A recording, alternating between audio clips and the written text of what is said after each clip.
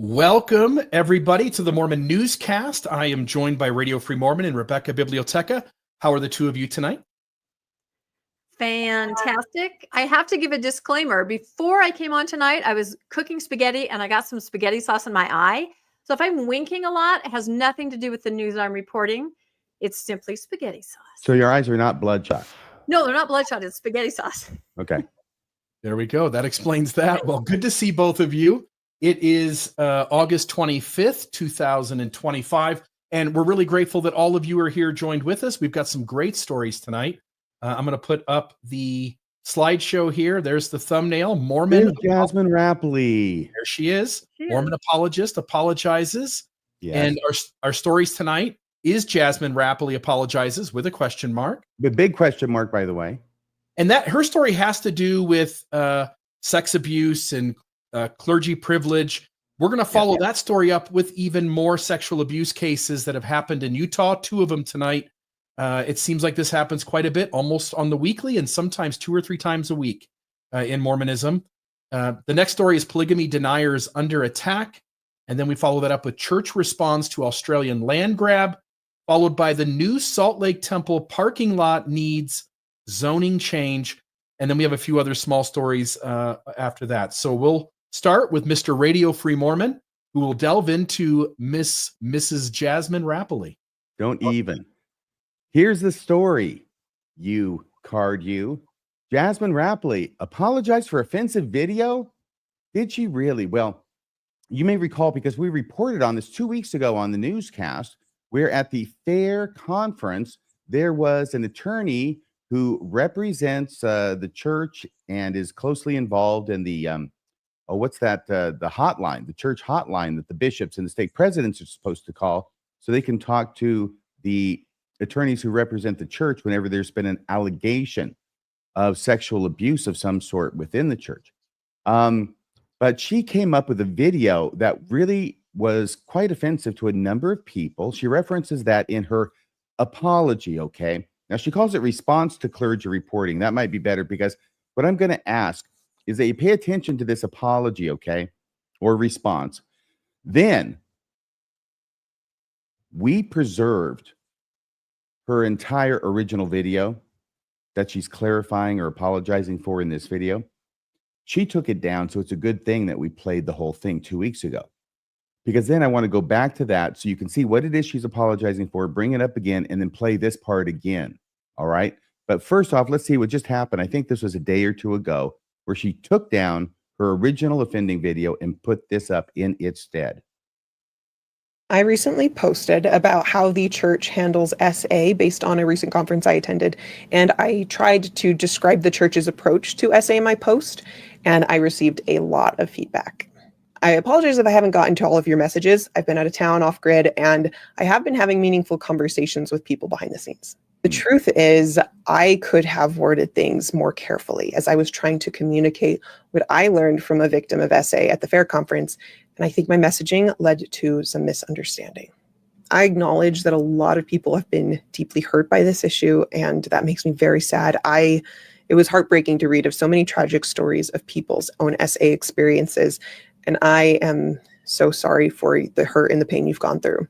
So let me try to clarify. Of course, SA should be reported. The church urges all members to report SA to the civil authorities in the handbook and their training materials.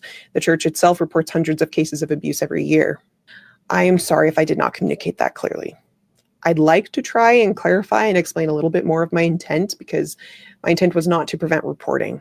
From what I've been able to understand, allowing people who are scared or unsure of what to do, allowing them to talk to their clergy confidentially, has a protective effect on children, which is why most states, both red states and blue states, preserve clergy penitent privilege. Some people who would not talk to anyone else about SA will talk to their clergy if they understand they can do so confidentially. It's better that someone knows than no one knows. People who talk to their bishop in confidence will often consent to a report being made once the clergy can explain how important that step is, and other protective measures can also be put in place quickly. Not every case has been handled the way it should, and I'm so sorry for those who have been hurt. But from what I can see, I do believe the church is operating in good faith, that they are doing what they do to try to protect as many children as possible. But because this is so sensitive and we're limited by this format, to understand the reasons why clergy can serve a uniquely protective role, I would encourage you to watch the full presentation of Randy Austin and Carrie Nielsen at the FAIR conference. You can go to their website where you can still buy access to streaming, and hopefully they're going to get it on their YouTube channel soon. I would also recommend this podcast episode with SA survivor and therapist Jennifer Roach on how the church's approach seeks to protect children. Jennifer Roach. Never has a name been more descriptive. I'm sorry, Rebecca, did you want to say something about that? Your comment or the whole video?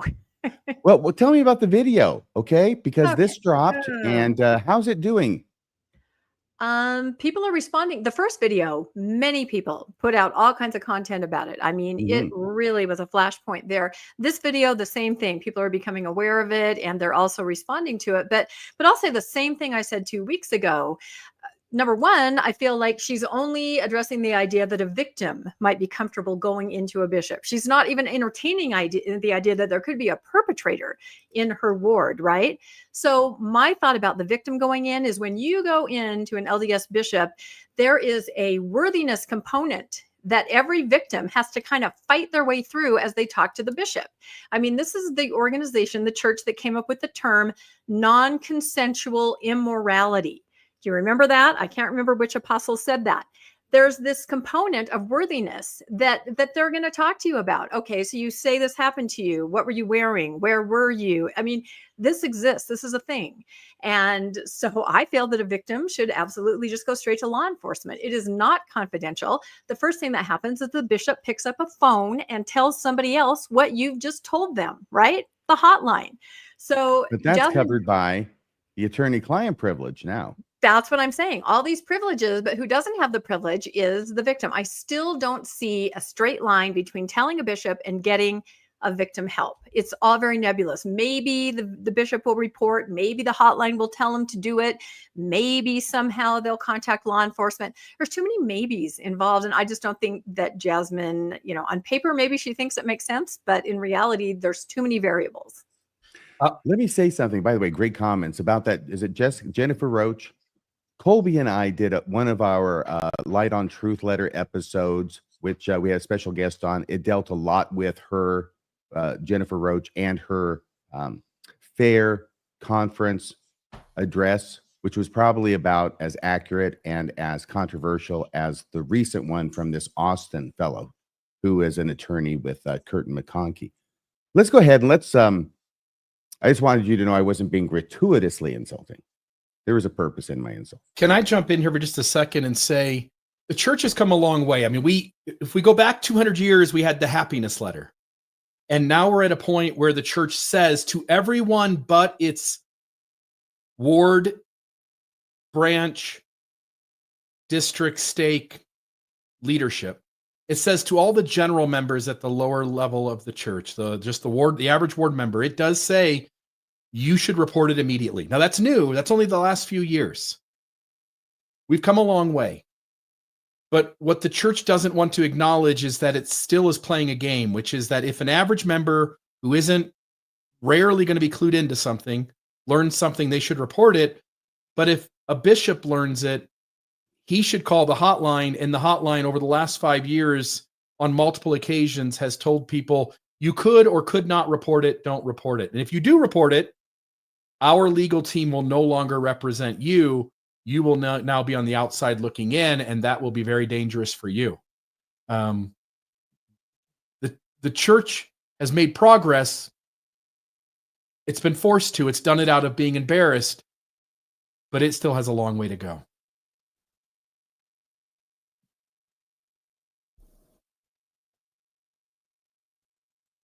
Very good, very good. Good comments.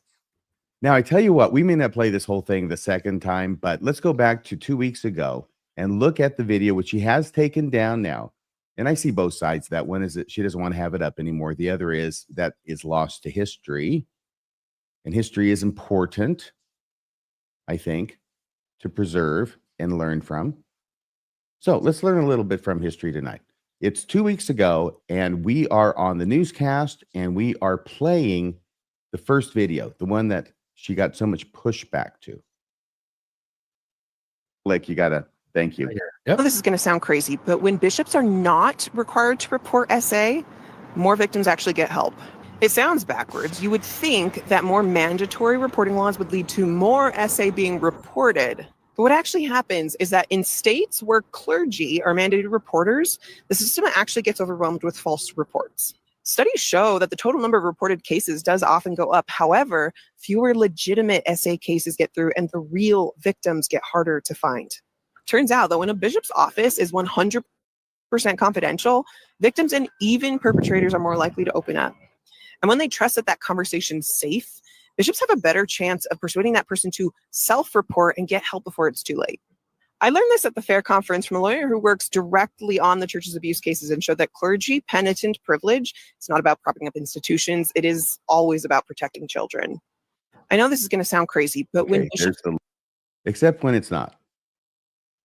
If you listen to just that, her first thing, would you guess that she's for reporting or against reporting? Oh, very much against. Yeah. She's talking about, she's emphasizing all the benefits of having it not reported, of having it being held tightly by the bishop. Of course, the idea, but she did say that, you know, then the bishop has a chance to try and talk the guy into reporting it himself, which I'm sure has happened. And I have no idea what the percentage would be. But there's a mistake that she makes both times, I think, and that is in both of these, she seems to conflate this idea of the clergy penitent privilege with what it is that the victim comes in and tells him about. Okay, because that's not a confession. That's a reporting of a crime. Could be by a child, could be by an adult, about a child, about themselves. But the clergy penitent privilege has traditionally been those things that have been confessed, wrongdoings that have been confessed in order to seek absolution or be on the road to repentance in the Mormon church. So I don't know that that applies. I did let her know that, though. Last night, I thought she would appreciate that. If I could put this on the stage. Let's see. I'm trying to... What do you want to do here? Oh, that there. Yeah. Well, hang on. This was it. There it is. Yeah, there's two of them down below, folks. And one of them is Bill's and one of them is mine. And I was goofing around with his, apparently. My apologies, Bill. Yeah, so I put on there, please. No, mine's at the top. Just to clarify, the clergy penitent privilege protects the perpetrator, not the victim. Okay. So anyway, she frequently talks about that the clergy penitent privilege helps the victim when they come in to talk to the bishop, but it's not about the victim. It's about the perpetrator generally. Okay. Any comments now, Rebecca or Bill? By the way, I'd like to hear from everybody out there in the live chat or in the comments, whether you think the second one was a sufficient response, clarification, or apology to the first one. I think there's also this idea that I can't remember if she brought it up or it was brought up elsewhere, that talking to a bishop, if you're a victim, allows the bishop to kind of use his inspiration and determine, you know, if this is a real report so that innocent people aren't hurt, right? Yes. Right there, you've got the worthiness factor, you've got the judging the victim factor. If the victim goes to law enforcement, that's not going to happen. It's going to, supposedly, it's going to be very professional. There is no religious component. I just don't think that that belongs there. Okay. Bill, anything? I'm just struck by the, and I'm not, I mean, the reason I'm stammering here is because I'm not caught off guard. This is what I would have done at the time when I was all in on the church and defending it. But it's to always give the benefit of the doubt to the people who speak on behalf of the church. When the brethren say something about the SEC, we trust what they say. When Elder Oaks says that electroshock therapy didn't originate with him and didn't happen under his watch, we trust Elder Oaks. When Elder Ballard says they don't hide anything and they're as transparent as they know how to be, we trust Elder Ballard. And she does it again here by trusting a lawyer who's paid a good amount of money for a law firm that entirely represents the church. I mean, they do other things too, but the church is their number one client. And she automatically goes, let's give that lawyer the benefit of the doubt. Of course, he's a truth teller. I just, this kind of story just gets old in terms of who we should listen to, who we should not listen to, and who's telling the truth. I mean, when we talk to somebody's lawyer, are we not going to expect them to say only good things about their client? Mm. And if they don't actually lie, are we not fully anticipating that they will spin things to make gold out of straw? Yeah. That's the lawyers, in a sense, that's the obligation they've promised to do, is to paint their client in the very best light. Yeah, part of the representation, but she's there accepting it as gospel because she heard it at the fair conference. Yeah. But once again, she has taken that down and she's put up this other. So at any rate, that's the status of things there. That's why an apologist apologizes is the lead story and why there's a question mark at the end, because I'm not sure that was an apology. All right. Are we continuing? Yes. Onward. All right. Now we got 3 stories in a row. I'm going to do the first 2. Bill's going to do the third one about sexual abuse in Utah amongst the Mormons. It's amazing. This has been a very, very big week for sexual abuse. Every story, one about discernment, which I think Jasmine Rappleye was advocating for the bishop's discernment. Every one of these stories has at least one bishop, one church leader, if not multiple, failing in their discernment, and a host of other problems, but especially for the victims. Here's the first story. Provo mental health therapist arrested for alleged voyeurism. Police say, this is from the Daily Herald, staff writer, August 21st, 2025. The Provo Police Department has arrested a man who works as a mental health therapist for allegedly tricking multiple women into exposing themselves, which the department said in a press release served no therapeutic purpose. Shawn Talbott, 55, of Eagle Mountain, was arrested Monday on suspicion of voyeurism. As of Thursday, he had not been formally charged. According to a probable cause statement, 2 women came forward to police in July, so last month, regarding the actions they reportedly endured at a Provo counseling clinic while in Talbott's care. It was Utah Valley Counseling. That's a picture of the building there. In a recorded interview, both women recounted separate instances during which the alleged misconduct took place.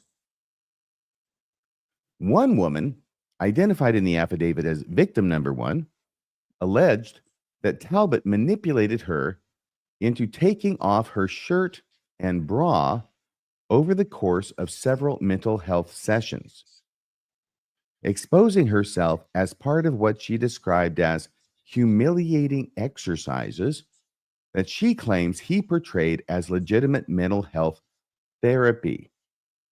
I think he was representing these as some sort of trust exercise to develop trust. He also reportedly pushed her to do handstands in front of him after she removed her shirt and bra, according to court documents. In a voluntary statement addressed to the Department of Professional Licensing, Talbot reportedly said that the woman tried the handstand in his presence, which he said showed very poor judgment and that he allowed boundaries to be crossed. Another woman, identified as victim number 2 in the affidavit, told police that something similar happened during her therapy sessions. She alleged that Talbot also manipulated her into bending down in front of him, exposing her breasts. Court documents state that Talbot was fired from his position at Utah Valley Counseling's Provo location on June 30th, stemming from a different allegation of sexual abuse and numerous complaints of harassment by female co-workers. During their investigation, detectives became aware of similar allegations against Talbot in a previous case involving minor females in 2020, according to the booking affidavit. So minor females. Quote, detectives reviewed the case report from the 2020 incident and observed that allegations made against Shawn Talbot during forensic interviews were extremely similar to the allegations in this case, the affidavit reads. In an interview with Police Monday, Talbot reportedly did not deny the current allegations, but said that the actions took place in a therapeutic practice and was meant to empower them, court documents state. He reportedly went on to deny any sexual motives to the alleged acts, but he recognized that what he did was wrong. Talbot was arrested and booked into the Utah County Jail following the interview. The Provo Police Department suspects there may be others who have experienced similar non-therapeutic requests during treatment by Talbot. If so, they are encouraged to file a report by calling the department's non-emergency number 801-852-6210. Again, that number 801-852-6210. So there's the first story. Any comments? It seems Go ahead. It seems like he's been in trouble numerous times. And I have to imagine in those instances, the way this is worded is that he's been talked to before by authorities. They've had incidents that he's been able to articulate a response to so as to get out of it and not have it be clear cut so that he got charged and something came of it. That would be enough for the gross people out there to stop doing the gross thing. But this guy allegedly is so gross that he continues to do the thing even after authorities talk to him. Even self-admittedly crossing boundaries. It is a strange set of facts, and I guess we'll see what charges end up getting filed. When I say a strange set of facts, I mean, how are you going to fit this into a criminal statute? And I guess voyeurism is the closest you got, but I don't know. It's unusual. He's not peeping through a window. He's having them do it as part of a exercise, a mental health exercise. Which I think is worse. And, whenever I see an article like this, and there have been, like you said, 3 this week, the first thing I do, I check with my sources to see if this person has been in leadership in the LDS church. I check every article, and sometimes I communicate with Floodlit, and I pass on information. So, of course, I had to look this gentleman up. And yes, June 1st, 2025, he was made the executive secretary in his ward. June 1st. After everything that had happened before in 2020, and he was about to get fired just a few weeks later. And I have to ask myself, why do I do this? I do this, number one, to talk about the power of discernment, right? Which seems to be non-existent when you're going to call this guy into ward leadership. And also to hope that maybe some parents or some people will go, you know what? Some of these people being called to leadership are not good people and should not be around my children.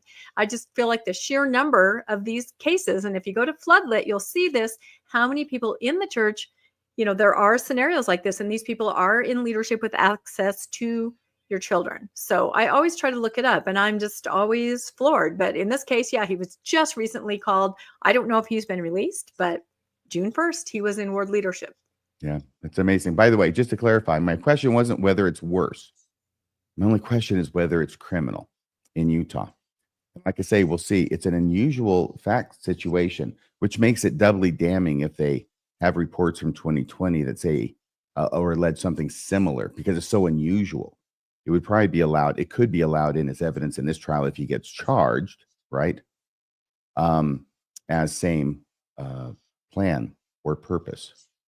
If there are not laws on the books to clearly draw a line that when a professional who you go to and you think that how they handle your mental health, how they suggest we, dig into things and work through things, if they use that space where we're trusting them that they've been professionally trained to use these exercises, and then instead what they're actually doing is manipulating us into being able to do the gross thing with us that they want to do, let that at least be maybe a word to the general public that we need to have laws on the books that try to at least sort out where professional lines stop and where a creeper is simply using that space of trust to end up getting somebody to do something they shouldn't do. Because I'm with you, RFM.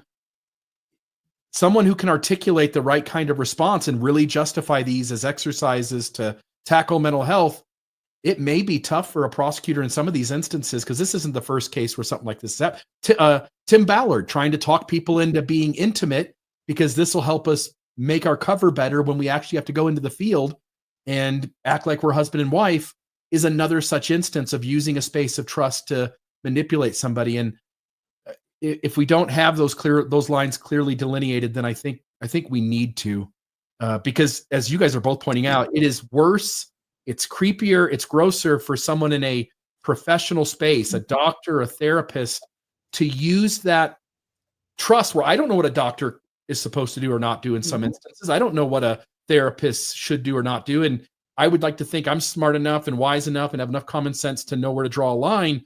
But I also know that I probably would, in that space, be willing to be manipulated to go a little further than I would think, because I have this person of authority who's telling me to do the thing.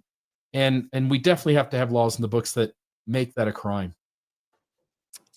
Yeah, it reminds me of the recent case, an ongoing case with the LDS gynecologist, right? Who has hundreds and hundreds of cases, alleged this abuse. And one thing they talk to is, like you said, Bill, the innocence of people, especially since he allegedly was preying on people within his own ward and stake. And especially a lot of LDS women going to a gynecologist, they, don't really know, because they're not talked about. That isn't talked about from their mom. So maybe the same thing with the therapist. You don't know what to expect. You don't know what the treatment is. There's an innocence that maybe is there in an LDS community that might not be there somewhere else, which makes you, like a lamb to the slaughter kind of a scenario.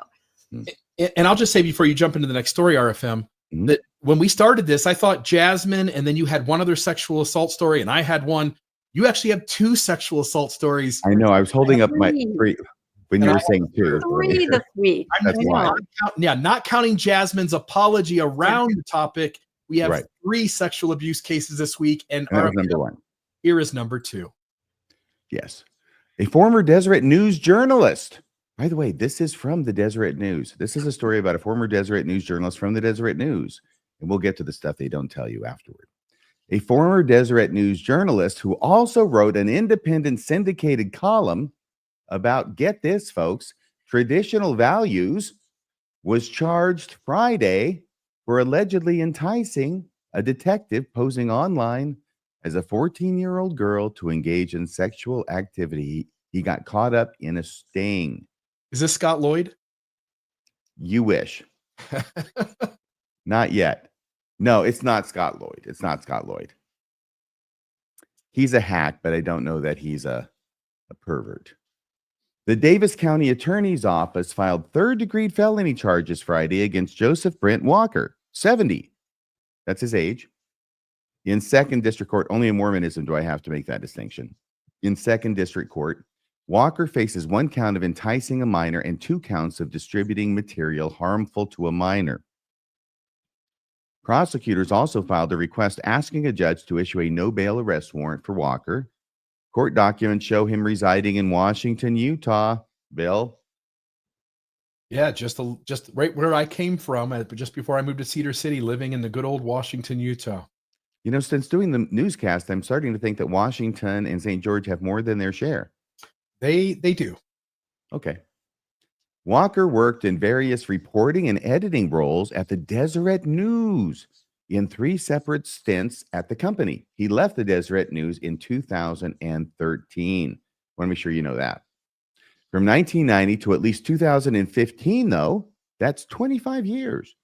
Walker wrote Value Speak. I'd never heard of this before. Value Speak, one word, a weekly syndicated column that examined contemporary issues through the lens of traditional values. The column appeared in at least 30 newspapers and a number of online publications. And I looked up one at random, and this was it from this is from a number of years ago, as you might imagine. It says Value Speak, the man who hates Halloween. And then they have this absolutely bizarre picture there, which I can't fathom. But it looks like a woman with a pumpkin head drying off a girl who's just getting out of a bath, maybe. I don't know. What do you think, Bill? I'd like to know whose Halloween artifact this belonged to. Was this something he had sitting on the shelf? I don't know. It says it's very expensive, like the most expensive Halloween artifact. I don't know. It could be. It could be. It's just strange one. All of a sudden, it looks strange. Everything looks different when you find out that a guy, gets arrested for this kind of thing. Yeah, he could have chosen something else. but he chose this. He could have. For If the it had been artwork. me, I If probably he's would in have charge of the chosen- artwork. Yeah. yeah, Sleepy Hollow or something. Yep. Headless Horseman. Walker is now a communications director for the Utah Department of Transportation. Not anymore. He confirmed to the Deseret News, "I'm not aware of these charges," Walker said when contacted Friday, "so I don't have anything to say." Okay. No value. Nothing would have been preferable. No value. I just said nothing. This is why you shouldn't talk to the press. Jeez. "I'm not aware of these charges," Walker said when contacted Friday, "so I don't have anything to say."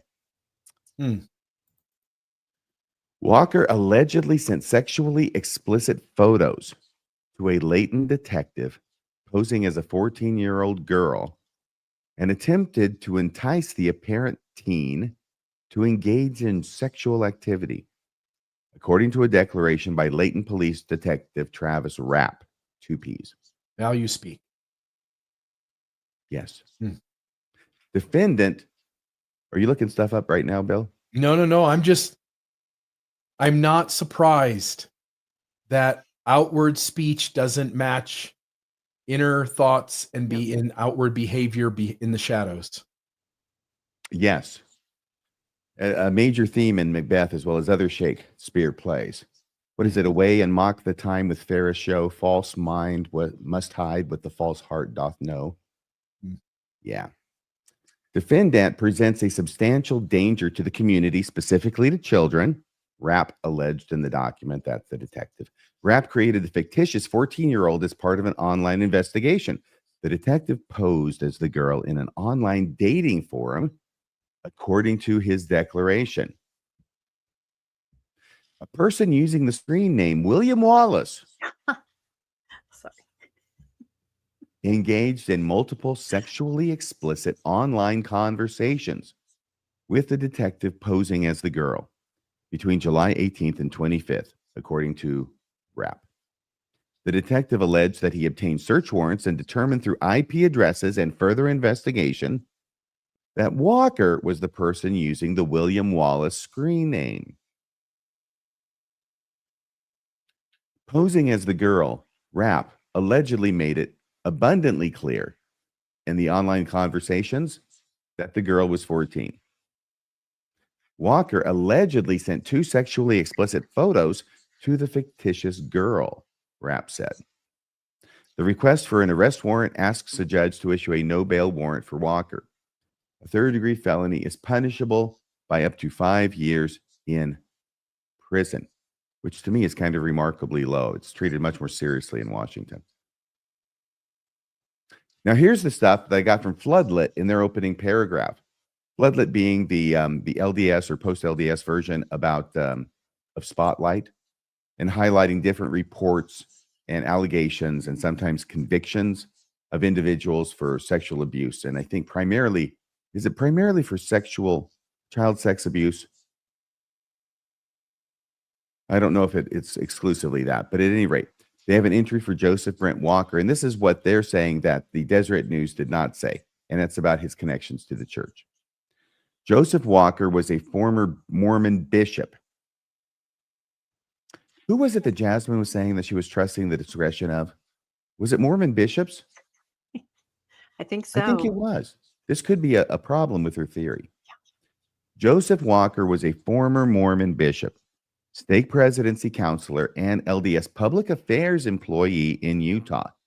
He was charged in 2025, just recently, with 3 third-degree felony counts related to child sexual exploitation, allegedly engaged in several sexually explicit conversations within which he sought or attempted to seduce, lure, and entice a 14-year-old girl into engaging in multiple sexual acts, per a police affidavit. So that's the stuff that the Deseret News didn't want to tell its readers. Now, why that would be, I can only guess. Would you say that as we've been doing the newscast now, what has it been? 2 years, 3 years? Almost 2 years. 2 years. We've covered, I would say, at least 24 stories of some sort of moral malfeasance in the sexual arena. Seems like at least half of those people served in high up prominent callings that the church claims discernment is available to the leaders calling them into place. I just want to note that if you're a child molester or abuser in Utah, or alleged, that there's a better than average chance you're a Mormon by far. I think 80%, 90% you're a Mormon. And then about maybe a 65% chance that you served in higher up callings of bishop or higher. And I just want to note that. That's strange. It's not like the media is only picking out the former church leaders who did things. These are just the people who got caught doing things. They're almost all Mormons, and most of them served in leadership positions. Yeah, Anyway, and like I and big said, thanks- that's why whenever I see an article like this, I check their leadership, and 9 out of 10 times there's a very high up component in leadership.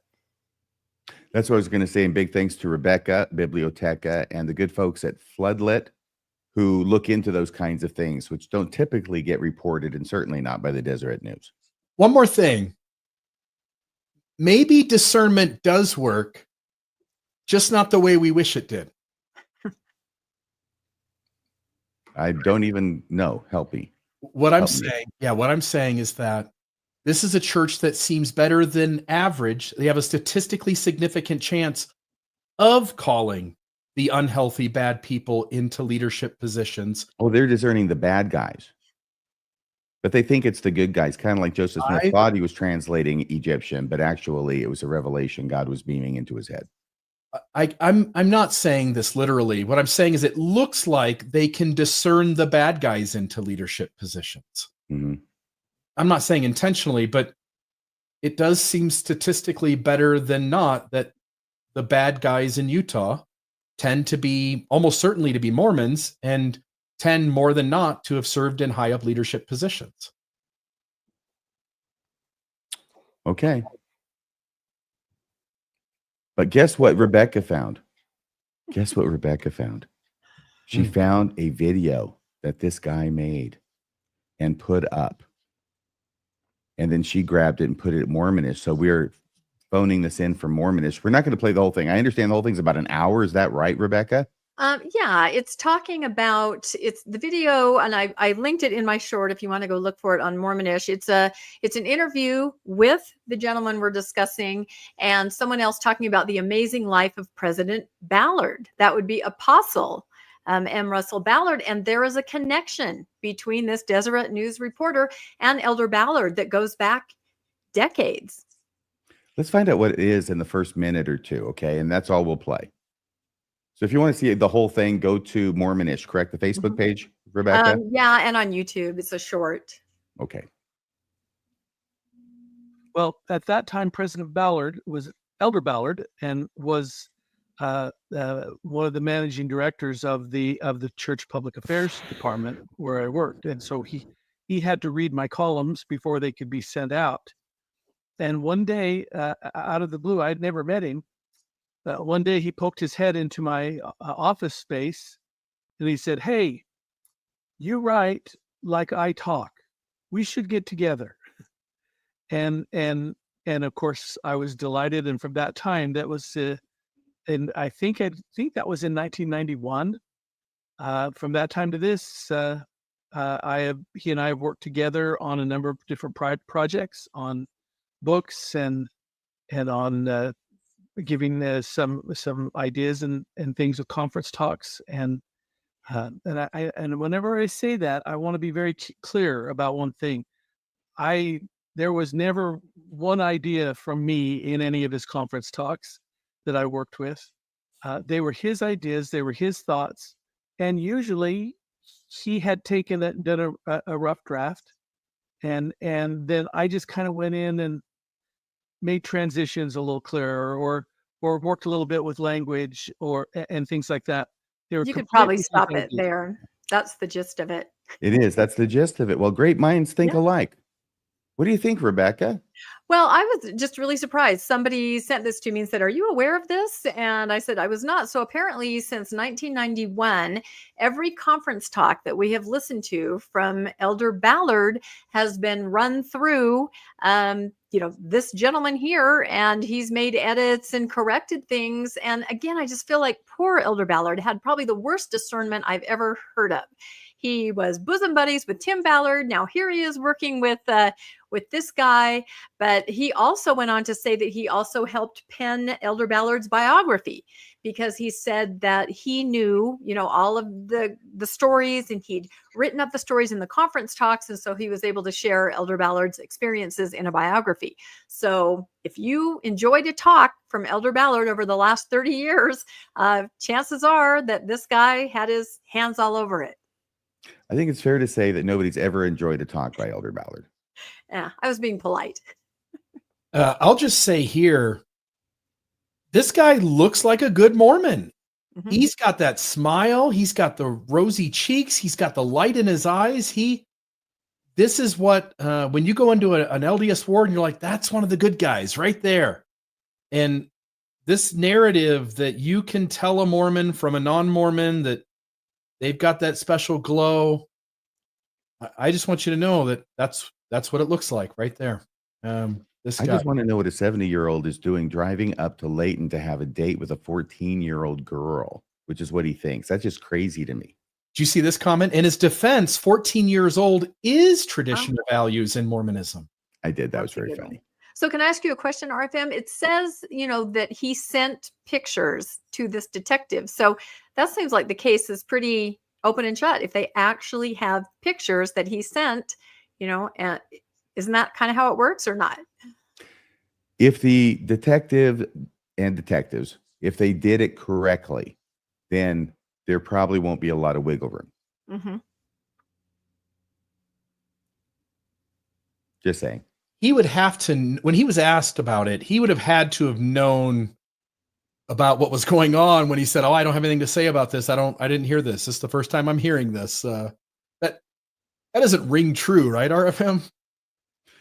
Well, I don't know all the details of this, but typically the way these things go down is that they put out the line and they get somebody to bite, and then they reel him in. And as they're reeling him in, they say, "Oh, by the way, I'm 14 years old and I'm really hot," and all this stuff. And then there is a date and a place and a time that is set for a meetup, and to bring something special. I don't know, lubricant or something, or condoms.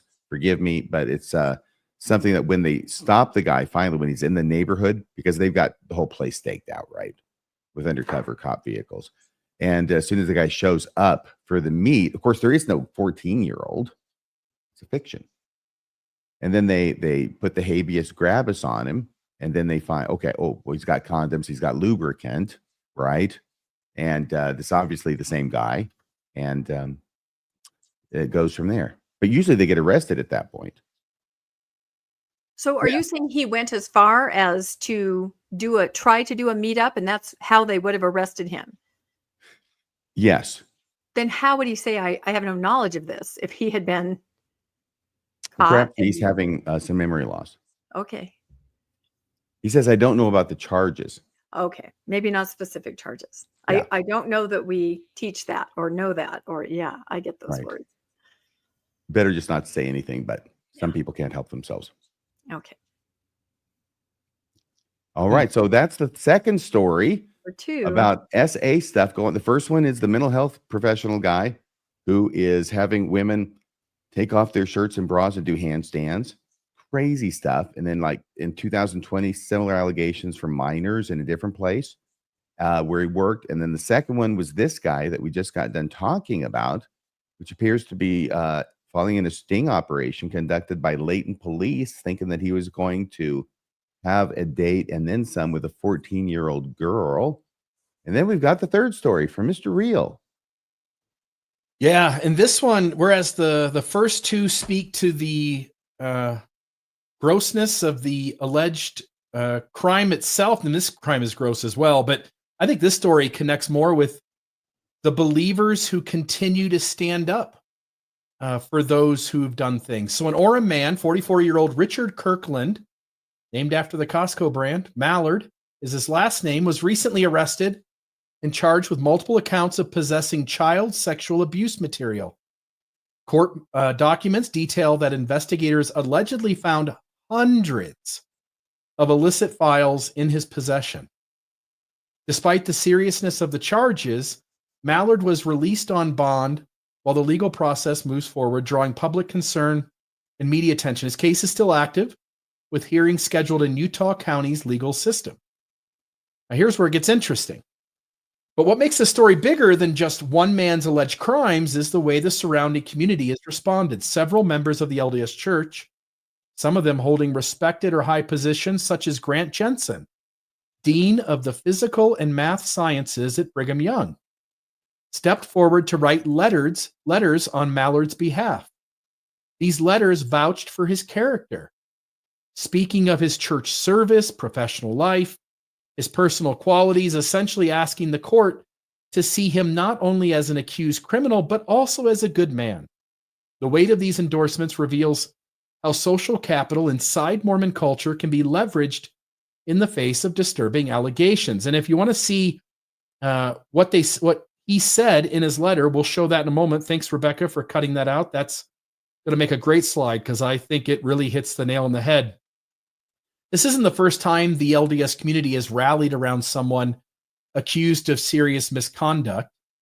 Within Mormonism, character assessments often rely heavily on external markers of faithfulness, temple worthiness, professional status, or willingness to serve in church callings.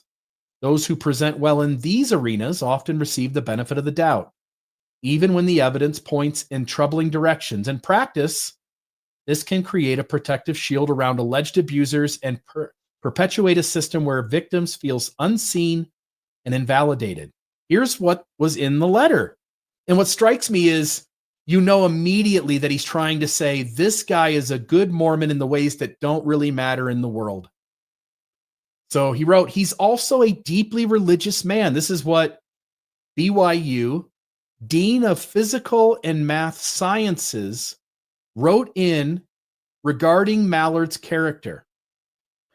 He's also a deeply religious man. We are both members of the Church of Jesus Christ of Latter-day Saints, the BYU College Dean wrote. As far as I could tell, he followed the teachings of the church. Now, I just want to note, he's telling the court system what the important teachings are of the church that allow you to discern whether someone is got good character or not. And he says, as far as I could tell, he followed all the teachings of the church, avoiding all alcohol, tobacco, coffee, tea, smoking, and illegal drugs. Well, at least he avoided coffee. At least. Can you imagine going, look, I know you saying he molested 30 kids. I know you said he has got kiddie porn on the computer. I know you're saying that he propositioned 14-year-olds on the internet, but he hasn't had a cup of coffee his entire life. And that's how we discern a good Mormon from a bad one. I have no reason to believe he was not completely faithful to his wife. Well, except for the kiddie porn pictures on his computer. In our interactions, he was always honest, kind, and trustworthy. I was completely shocked by his arrest. Yeah. Unquote. So there's the dean of BYU Math and Sciences. But the story takes another twisted turn. Rebecca, thanks to you.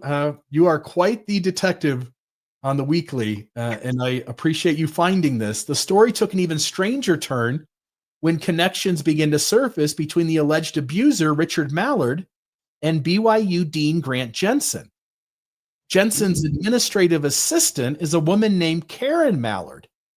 An unverified source has claimed that Karen is married to Richard Mallard. It's his wife who works with the dean of Math and Sciences, which would explain why the character letter was written by him. This revelation drags the scandal right up to the doorstep of BYU, where a dean actually vouched for his co-worker's spouse. If this is true, the very man now facing charges for child sexual abuse material. I went looking. I did a bunch of work after you pointed this to me, Rebecca. I went and tried to find a definitive connection. This is the best I could find. If you go look online you can do it with anybody. You can find as much information on the person as that entity will give you. And if you want more information, you got to pay. I didn't pay, but this is what you can get without having to pay. You can see that Richard Mallard, age 44, same guy. It says Rexburg, Idaho here, but it also has the other address, Orem, Utah. and is related to, and in one of the relations there is Karen Mallard. So again, based on what the internet search results says from this site, they are related. I have no reason to disbelieve that source, but I don't have any evidence that that's true. But it does seem highly likely since she does work at the school. And she works in the science building. The ESC is the science building. So I'm guessing if you cross-check that address with that department, it would probably be the same, if not close, because that is the Eyring Science Building. Mallard and Mallard. There you go. So I think there's enough here to say that this is likely, although don't have evidence that it's true. It's a stark reminder of how enmeshed church loyalty, academic standing, and family ties are in Mormon culture. In this system, it's not about the facts on the ground. It's about who you know, what title you hold, how well you play the part of a worthy Latter-day Saint, and you don't drink coffee and you pay your tithing. Taken together, this case highlights how Mormonism sets its believers up to judge character by the wrong criteria, rather than focusing on integrity, accountability, and how one treats the most vulnerable among us. Members are taught instead to see status, service, and outward check marks on the boxes of righteousness as proxies for goodness, and have had to justify the deceptions and dishonesty of even its top leaders. The tragic result is that top leaders and respected members are defended and excused even when they face allegations and charges for heinous crimes and malfeasance. So it's not just the average member of the ward that Mallard is. It's also when we look at the SEC and other things that have happened in the church, the leadership all the way up to the top get a break in every instance where it seems reasonable that they were dishonest and deceptive and did something wrong. The tragic result is its top leaders and respected members are defended and excused, even as they face allegations and charges for heinous crimes and malfeasance. The Mallard cases forces an uncomfortable but necessary question. Are church members trained to vouch for appearances at the expense of protecting children? And I think there's enough instances to make that a credible question. Thoughts from you guys? 3 sexual assault cases this week. I think we had 2 last week and maybe 2 the week before or something. These aren't going down. They're going up, folks. What do you guys think about this one? I like to call this syndrome the "We love you, Brother Bundy" syndrome, where, as you know, Brother Bundy, we're talking about Ted Bundy, his ward made a big greeting card. You can look it up on Google, and it said, we love you, we're supporting you, we're behind you. How many times do we hear reports of the ward, members of the ward and leadership in a courtroom sitting on the side of the perpetrator, right? There is nobody sitting on the side of the victim. And there were several other stories or other letters of recommendation mentioned in that story. One was from a woman who said, he's so awesome at girls' camp. He's I think she said something like protector and a finder. He apparently volunteered and helped at girls' camp.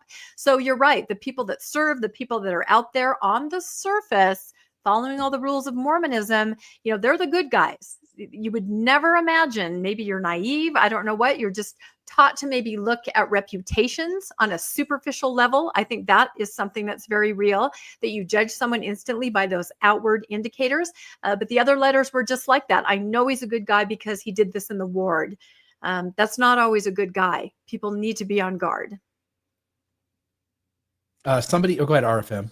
I was just going to say, I take it from the story that these were letters written on his behalf at his bail hearing, one of his first hearings. Yeah. In order to get the judge, hopefully, to reduce bail from what it would otherwise have been. I mean, that's the whole point, right?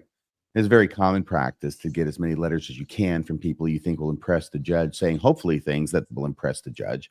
But of course, you also don't know everything that's going to impress the judge because he's not you. So you throw in everything you can that's positive about your guy.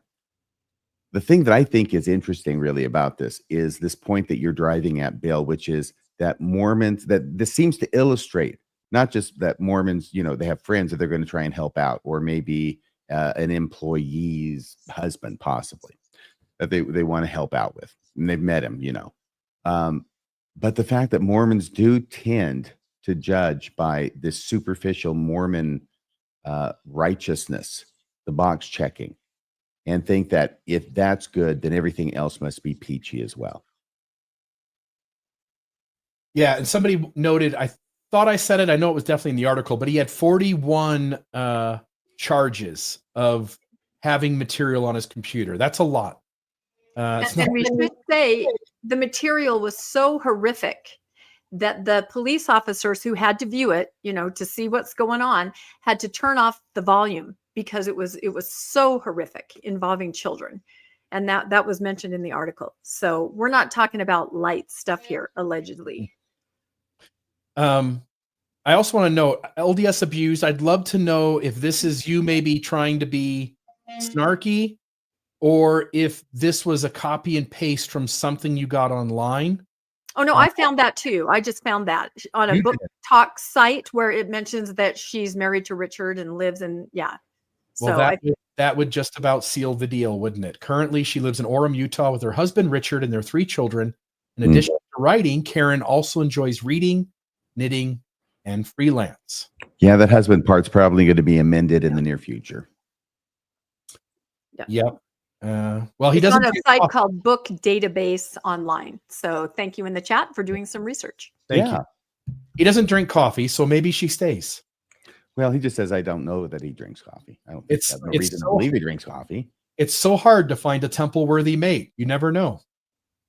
Well, and I did look him up, and I did not see any leadership in his past. So he's one of the few, like I said, about 9 out of 10, somebody's been in their church career or something, but I didn't find anything for him. Well, that's the end of that. His wife will be glad to know that at least he's been faithful to her. Oh, gosh. Yeah. And while the church will not purge these folks fast enough, Rebecca, you have a story about a purge. I do. This is something that's interesting too. I know, The Purge. Have you guys ever seen that? No. No? Okay, fine. I saw Weapons yesterday, and I cannot recommend it highly enough. It's the best movie of the summer as far as I'm concerned. But go ahead. It's getting great reviews. I have not seen it yet. The Purge is a series about this idea that people live a regular life, but then one time during the year, anything goes, and you can go out and alleviate your aggressions, and you can murder. So anyway, The Purge. I think this is kind of what's happening. So if you remember a couple of weeks ago, we talked about the new gospel topics essays that dropped, and one of them was about plural marriage. And one statement that it made, I felt, was something directed right at people who some of us call polygamy deniers. They would call themselves fidelity affirmers or monogamy. There's a new phrase every time. Anyway, I'm just, they identify as fidelity affirmers and monogamy affirmers.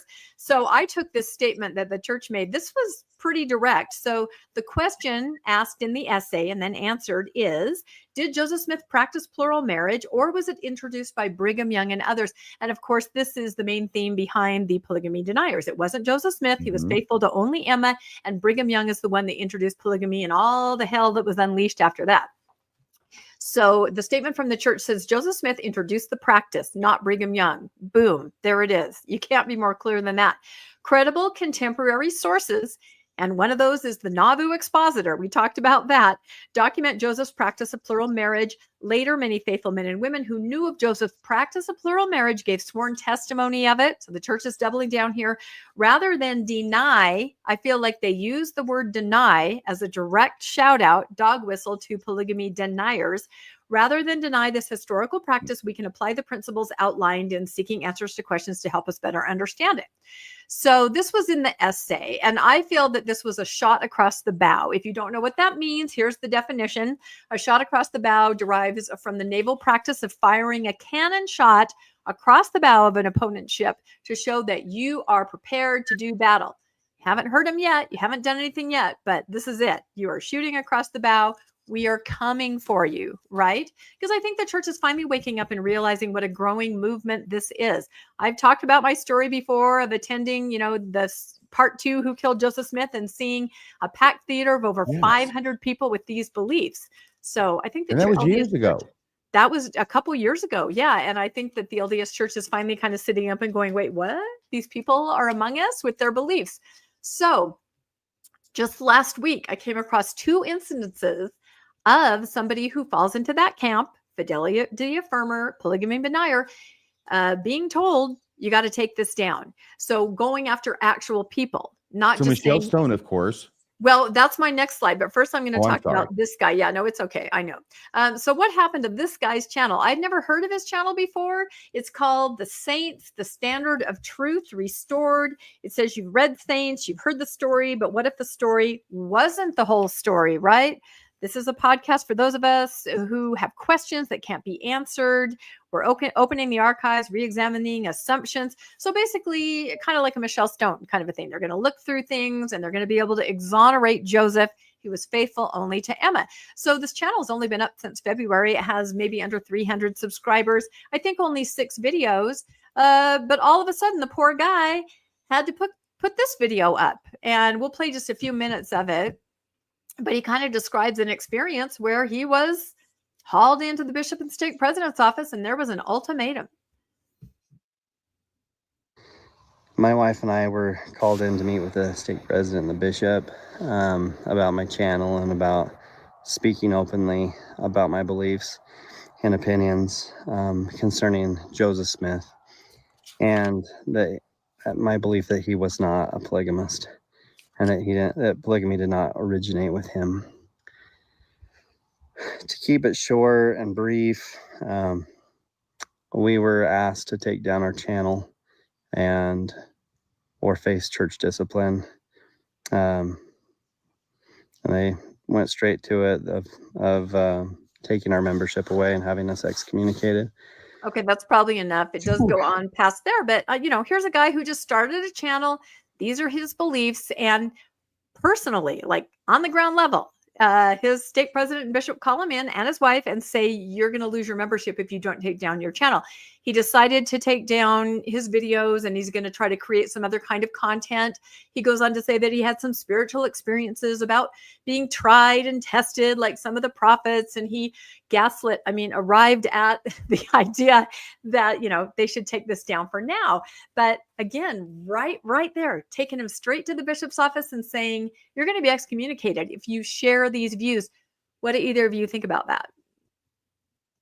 What I think is that it's an amazing time in church history where the leaders of the church are put in the position where they're not only having to talk about Joseph Smith's polygamy, which they did not do for 150 years, but that they are also having to defend it against members of the church who say, no, he was moral, he was upright, he was virtuous, he wouldn't do something as low down and dirty as the kind of polygamy that Joseph Smith is alleged to have done. And the church has to say, no, he was that low down and dirty.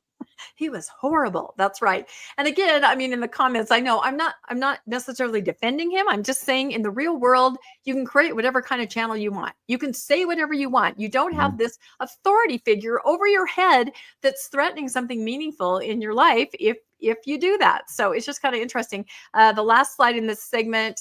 Did you have something to say? Yeah, go ahead. Well, I was just going to say, to the point RFM just made, it's, I think, 2014 when the LDS Church acknowledges for the very first time in public or correlated material outside of Family Search where Joseph Smith is a polygamist. And now we're to the point where just a few shortly, again, if you ask, why did the church not tell us? It's because this is what would happen. Yeah.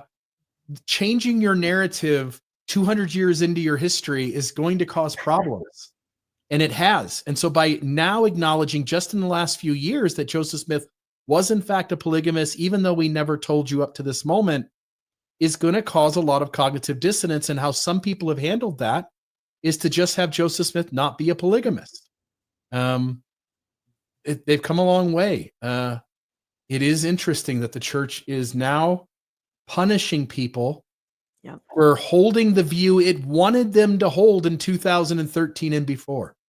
Very good. I like that idea. That's the irony, I think. And again, a lot of people in this camp, they start with the idea that they want to prove, and then they kind of work backwards toward it. We've heard that before. So well, yes, they want Joseph Smith to be pure and virtuous, that they are willing to pour into it and then limit. Here's one of the chief leaders in this movement. They're willing to pour in hundreds and thousands of hours and an unlimited amount of mental gymnastics in order to make Joseph Smith as pure as the driven snow. Yep. And I don't know if all of us recognize how many of these believers are just in your regular average ward. I think everybody in the chat probably knows one or two, probably has family members. You would be surprised if you start asking people how many are now kind of in this camp. Now, of course, you mentioned Michelle Stone, and we reported, widely on this a couple months ago, where she was brought in by her stake president and told, you take down all your videos. She had hundreds. She made money off this channel. Mhm. She was huge in this Mhm. arena, and she did it. She took the videos off her channel, but she put them onto her website. They were still available. They were still there, but she was no longer producing new material. And I'm talking these were episodes to rival Mormon stories length. They were detailed as they really tried to dig in and somehow, make Joseph monogamous again, if you want to make a hat. But interestingly, just this week, like I said, her materials did exist on her website. Here is what's on her website this time. This is Welcome to 132 Problems, Revisiting Mormon Polygamy. Notice it says, due to continued pressures from several sides, and when she took everything down at the beginning, she mentioned pressures, right? So due to continued pressure from several sides, Michelle has asked that her content be taken down for the foreseeable future. So now it's really gone. For questions, please don't hesitate to reach out to us via the Contact Us form. Those are the administrators. So now everything's really gone. And those were just two things that happened this week. So, how's the journal going? Yeah. Well, no, this is what's interesting. I have learned that she is working very diligently behind the scenes on the Journal of Mormon Polygamy and the next conference that they're going to have. So I'm confused by her role in all of this. But apparently she's following her leaders and the pressures and doing, at least on the surface, what they're telling her to do. It'll be interesting to see where that goes, because my hunch is that she will not be able, you say she's working on a journal. She will not be able to abstain from speaking her mind forever. And there's a lot of us who, when push comes to shove, we play the game a little more intelligently just to see exactly where that little line is. Looking at it from her point of view, and that Brigham Young is the guy who's the bad guy in all of this, right? And Joseph was wonderful, and Brigham Young even had something to do with his murder. And then everybody else since him has been apostate because they cut off from the keys and the restoration of the priesthood and everything. I mean, my goodness, if killing the prophet doesn't cut you off from the keys, nothing will. But now, from her point of view, the leadership is now leaning on her. The apostate leadership is leaning on her to stop talking about the truth, and she's going along with it. This is the part I don't get. It's not, it's not for me to get. It's her life, and she can make whatever decision she wants, but I'm just not understanding. Right. I believe they believe the church is true and there is priesthood power within it. It's gone awry. They look at prophets, I think, as administrators, not necessarily somebody that's I don't know. They love the church. They want to stay in it. They can deconstruct to a certain point, but then they have to keep that romanticized origin story. That has to still be there. You can't make that push beyond that. So, but I agree with you, Bill. This new polygamy essay and saying Nauvoo expositor is a credible source, she must be chomping at the bit to get out there and get some information out, because this is her wheelhouse completely. And she's already done so much material on it. And here the church is shooting across her bow personally. This is all her. I bet she really wants to get out there. There was somebody that came up in my feed who had taken one of her videos, at least one, in which she's responding to my argument about the affidavits in the Nauvoo expositor and uploading it on their channel. Yeah. And I saw that like a week ago. Yeah, no, it's important. Your episode that you did, with Mormonish, where we helped you make your slides and then you did your presentation and did it on your own show. It is so important. To me, that's the smoking gun. Thank you very much. I appreciate it. That's not what I was driving at. What I was driving at is they're responding to it with her material anyway on somebody else's website. And I don't know. I just don't think the church is going to be willing to play along with all these from the church's position. Okay. It's got to look like she's playing games. To your previous comment that you can't make sense of her essentially agreeing. She take her perspective. She thinks she's telling the truth. And what she's choosing to do is to go along with the church, sacrificing her own character in at least a way, in order to perpetuate what the church wants, to be quiet about the truth. When Mormonism, in spite of all of its unhealthiness, it does have its scriptures that teach us to step forward and tell the truth bravely, no matter what the consequences are. Abinadi is a great example from the scriptures. And yet often when believers, push comes to shove, they will choose not to be Abinadi because the church will punish them if they do. And they step aside and go quietly into the shadows. If I could address one thing that was said in the comment, they said they didn't think Michelle had anything to do with the Who Killed Joseph Smith movies. This was the first time I ever encountered Michelle. Is when my co-host and I had tickets. Steve Pinecker got them for us. We went to the premiere, 500 people. This is when we first started to get a sense of it before the movie premiered. Michelle Stone was one of the speakers. She spoke probably for 45 minutes, starting like at 9 o'clock at night. It went on forever. And this is the first time I heard her. And one of the most interesting things she said is that a lot of us with this belief, we're in your wards, and, don't force this on people. But if somebody seems receptive, interested, you can bring this up. I mean, this is the first time I had this idea that this group exists. And not only that, they might be evangelizing a little bit in different wards. So there is some connection because she did give a talk at that premiere. So it's interesting. I guess we'll never find out. We'll never can't know. talk anymore. You know what? I know she'll be back. I predict it. So anyway, that's all I had for that. The church is coming after polygamy deniers, monogamy affirmers, fidelity affirmers. I think it'll happen some more. Well, in that story, everybody has to keep their mouth shut. But you know who's not keeping their mouth shut? It's Australia. So recently, the Financial Review, we covered this maybe 2 weeks ago. Mormon churches, 490 million in Australian dollars, buying up land in Australia. And Australia had enough. They were beginning to talk behind the scenes in political circles about changing the rules and not having a free trade agreement that allowed U.S. entities to come into the country and to buy up all of its land. You know who else is not keeping their mouth shut? It's the LDS Church in responding to the story. The church, on its website, has an article, Does the Church of Jesus Christ of Latter-day Saints own farms in Australia? This story became big enough that the church felt a need to have to address it. On the 21st of August, 2025, the church published a response claiming the headlines were misleading. Yes, Elkira Farms is a subsidiary of Farmland Reserve, and it did purchase the properties, but the Church of Jesus Christ of Latter-day Saints itself didn't buy the farms. They emphasized that Elkira Farms operates as a for-profit, tax-paying entity managed by Australian professionals. It isn't run by missionaries and exists to support the church's mission, not to enrich it. Now, every single thing in that second paragraph has nothing to do with the truth of the first. Exactly. And it's also a lie anyway. And I'll give another thanks to Rebecca, but they're lying there, and we'll show it coming out of their own mouth. I just want to note, the church owns lots of subsidiaries. We'll show some of those here in a moment.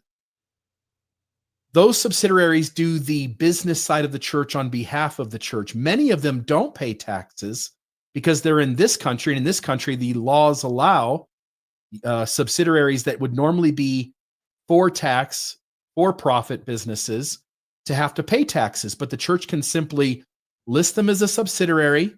They send in the nonprofit 990, and all they have to do is explain, we're a subsidiary of a nonprofit. We don't pay taxes.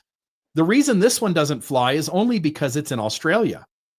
But it is owned by the church. Elkira Farms is a subsidiary of Farmland Reserve, which is a subsidiary of the Church of Jesus Christ, or Corporation of the President, or whatever the name is going for the moment.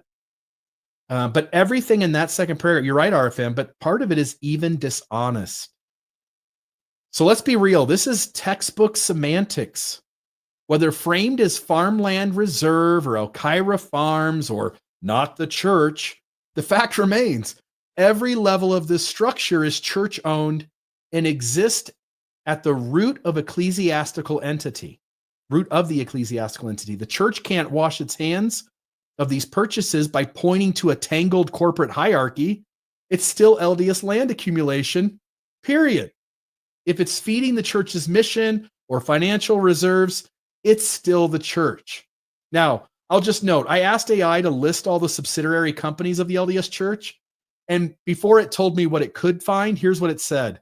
And by the way, AI is great. If you're a believer out there, take your hard questions about troublesome issues in the church, go to AI, go to ChatGPT, and ask it for an honest answer on which side it takes of the critic or the believing side, the faithful side, about the book of Abraham, about anything out there, the race in the priesthood, whether Joseph Smith could speak Adamic language, whatever it is. But when I asked AI to name all the subsidiary companies, it answered, quote, "I need to set expectations here. There's no public master list of every single entity the LDS Church owns or controls. They deliberately use complex network of subsidiaries, holding companies, and trust, many in the US and abroad, that make it difficult to map comprehensively." That's ChatGPT. It knows the truth. I didn't have to feed it any parameters. It knew that. This is why they warn against it over and over. Gong just said, AI is not God. Don't go there. It's like the church is mad that the public isn't falling for their ruse. You're supposed to fall for this. This is a shell. This is not a shell. This is a company. This is a wholly owned subsidiary of the Mormon Church, and you're supposed to not think that we're the ones doing things through it. It's like a kid who says, "I didn't hit you in the face. My fist hit you."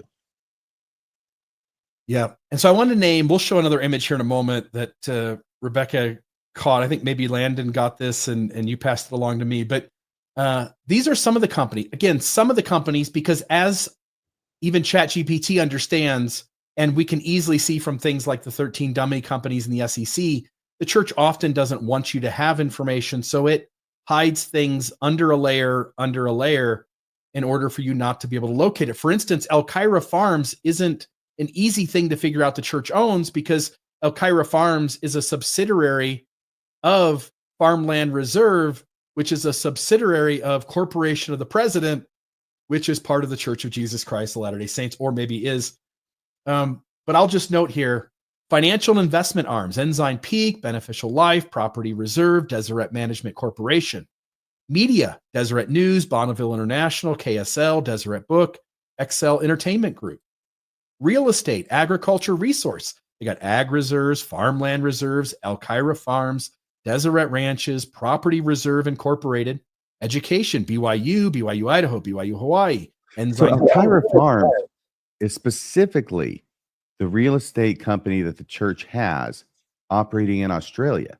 Yes. Because if it was a U.S. company, it would fall under the church in such a way that it wouldn't have to pay taxes. But because the laws in Australia require this entity to pay taxes, the church must then open a new company in Australia and then have it be a subsidiary of its non-tax-paying for-profit, because that non-tax-paying for-profit is under a non-profit, no tax-paying entity. It all gets confusing, doesn't it, RFM? Yes, it certainly does. I think that's the point. Yeah, it is. So Ensign College, LDS Business College, and then they got Bonneville Communications, Temple Square Hospitality, Deseret Mutual Benefit Administrations, and there are countless others. I'll leave it up to you to go digging to find those. They're not easy to find, but there are websites out there that do explore that and list about that many more companies that the church has its hand in. Now, here's where it gets, remember that slide? I'm going to go back here. They emphasized that Elkira Farms operates as a for-profit tax-paying entity. This is the LDS Church on their website, managed by Australia professionals, isn't run by missionaries, and exists to support the church's mission, not to enrich it. Now, here's what the church says. This is what Farmland Reserve says about its own mission. And it's that middle paragraph. For nearly 100 years, Farmland Reserve has invested in agriculture as a safe prudent way to preserve and grow the church's financial reserves, aka to enrich it. Here's, they say so many contradictory things that they don't know what one side of the mouth is saying when the other one's lips are moving. You get the idea that they just say whatever's convenient at the moment. They do. You might want to tell Farmland Reserves LDS Church that their job is not to enrich the church, because they seem to think that it is. So there's that. I think that's the last one. It is this church. If we really just start with the premise, to the believers out there watching the Mormon Newscast, if you just start with the premise that your leaders are dishonest, and at least in part because they do want to get as much money collected in this monstrosity as possible, then a lot of things start to make a lot more sense. Your guys' thoughts on this story? I think Australia is awesome because of transparency laws that don't exist other places. Australia and other countries, they're just going to catch things, right? And they're going to hold the LDS Church to task. We can learn a lot from Australia. Absolutely. So yeah, it's interesting though, because the statement that the church made, it works. Over on my Mormonish, sorry, my dog is scratching if you can hear that. Over on the Mormonish Facebook page, I'm in an argument with several people who are towing that party line saying it's not the church, it's property reserve, and they will not back down. And that's what the statement said, no matter how many, these kinds of slides I put on there. So the statement, I think, is for members, just to assure them nothing to see here, nothing wrong, it's all okay. Yeah, it's interesting to me that the church thought it was important enough. They were so defensive as to issue anything, much less this blatant misrepresentation. I hope Rebecca's okay. Maybe something to do with her dog. She said her dog was scratching. Is your dog still there? Is Angry Alice aboard? Yes, Angry Alice and another dog, Addie. Everybody had to come in and see what was going on. So now they're going to want out in like another second. So I'll do my story, and then I don't know what's going to happen. Okay, well, I think we're ready. Are we ready? Any more on that? No. I just want to say, are you guys, take yourself out of Mormonism for a minute.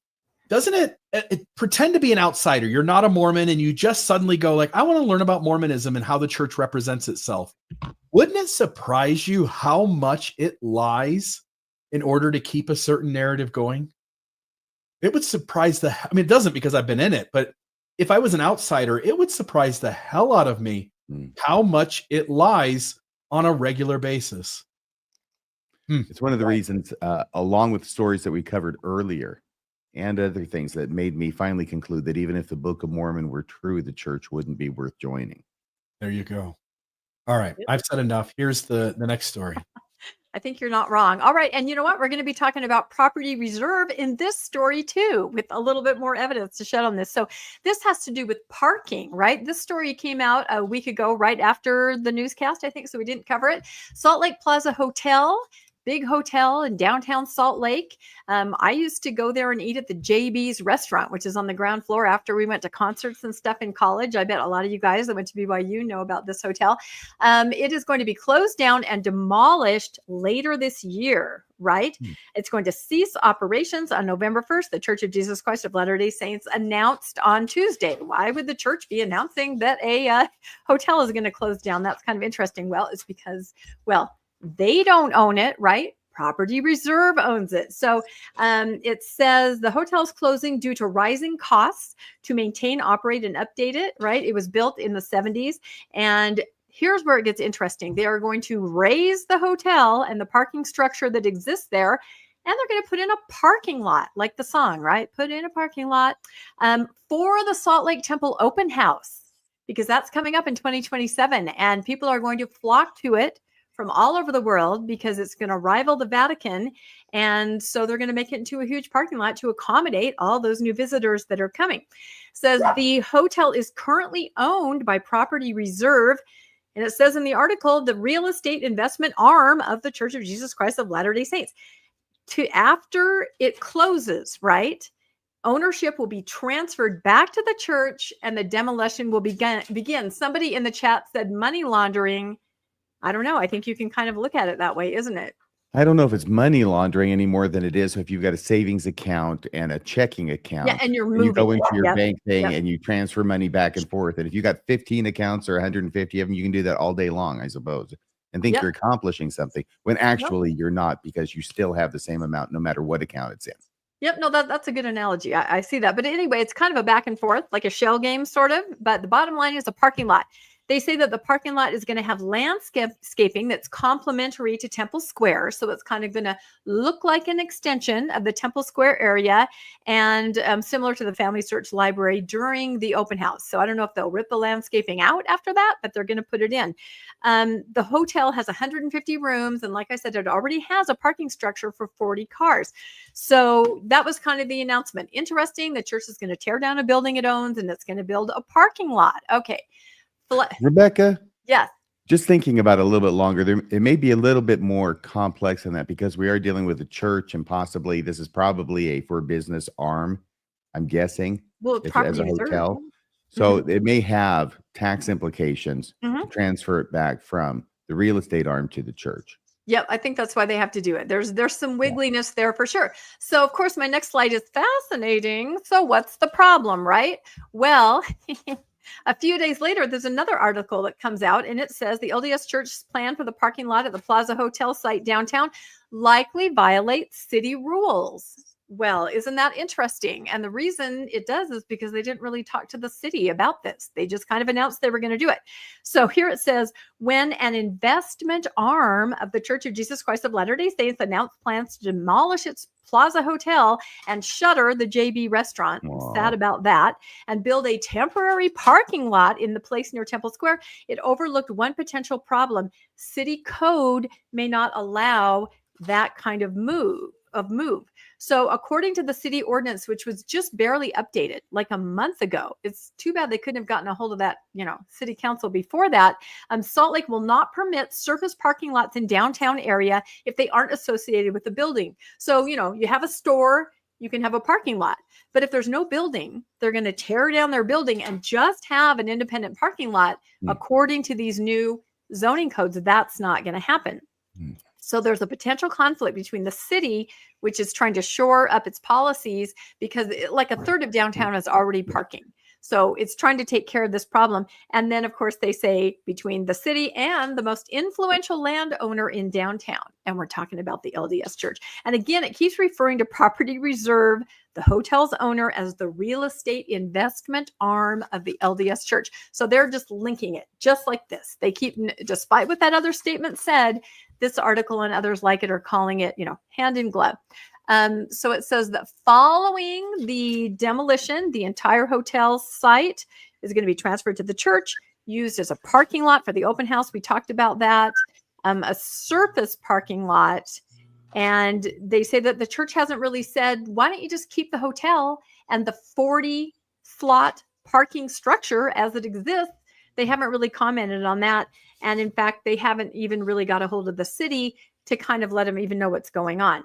So when you talk about the zoning rules that regulate the parking in downtown, that's where you're going to run into these complications. So it's currently in a central business district, but as we said earlier this month, the zoning was changed.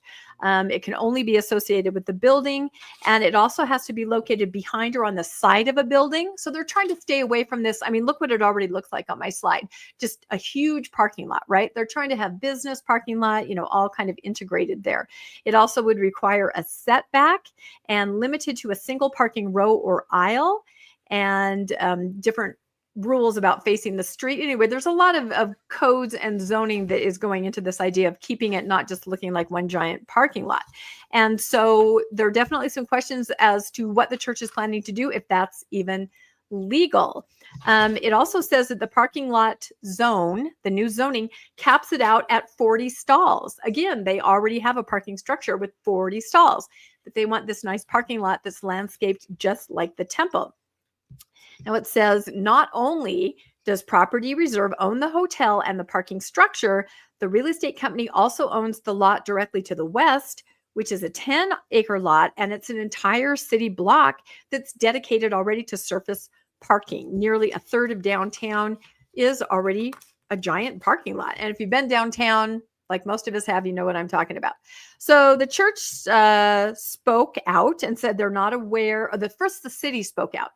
The city is not aware of plans ahead of Tuesday's announcement. So that's That's how the church operates. A lot of times, they will announce something and the cities will say, I had no idea about that. This happens all the time.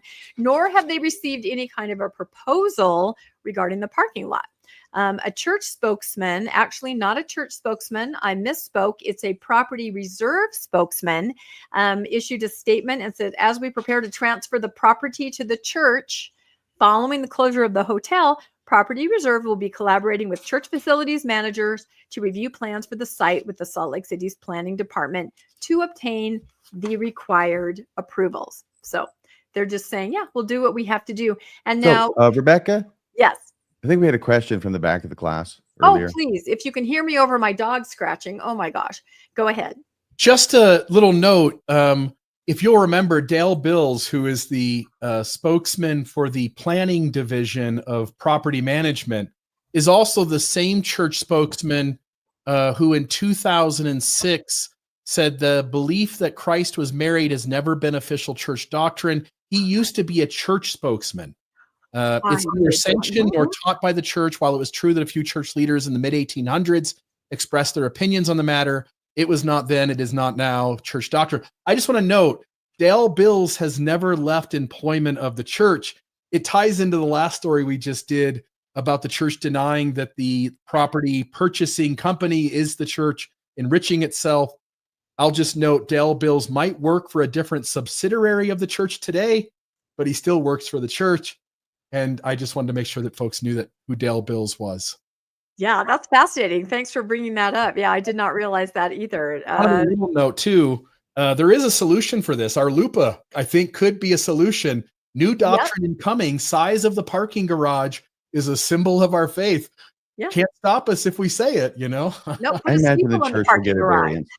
What It'll are get a them? variance. I imagine the church will get a variance. It will. Well, and this is what we're saying. Yeah, true to form, they're going to have to request a variance or some kind of something. It says, yes, the only way the parking lot plan would comply with the city code would be to either obtain a zoning change from the city or to request a significant variance on the parking rules. That is nothing new. As I have in this meme, now we're talking. They know how to get those variances. They know how to get those zoning changes. Absolutely. So The problem will be finding a Mormon on the city council. I don't really think that would be a problem whatsoever. So, but they do bring up the fact that the Delta Center is right now requesting a zoning because there's all this new building and growth for entertainment and sports. And so they're saying they need more parking.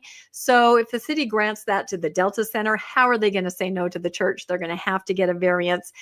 Even though they say it could be a difficult sell because there's so much mass transit down there in Temple Square area. You can pretty much take the front runner tracks, all that kind of stuff. But I just think it's ironic again that the church needs to get that variance and zoning code changed, and they didn't really look into this ahead of time. They just said this is what we're doing and we're going to make it fit. And again, throughout these two articles, they talked over and over, harken back to Bill's article about property reserve, turning things over to the church, being a part of the church. So we'll keep an eye on this. We'll see what happens. Crazy. Okay. All right. What do we got I think here? I have the very last story, unless you have one. There's like a teeny tiny little one right here after this. Keep going. Yep. That one Keep there. going. Nope. You have the next story. Oh, yeah. I'll be really fast here. Yeah. I don't need to read all of this. I saw this last week and I didn't put it into last week's show, but the Salt Lake Tribune, I just moved to Cedar City from Washington, Utah, where all the crime stories happen, RFM. I live in Cedar City, where the only thing that's really happening here is we're running out of water. And I remember 4 or 5 articles over the last few years about different places in the state of Utah running out of water. So here's Cedar City running out of water. This was an article last week. Here's the Salt Lake Tribune. Great Salt Lake again dips to scary low level.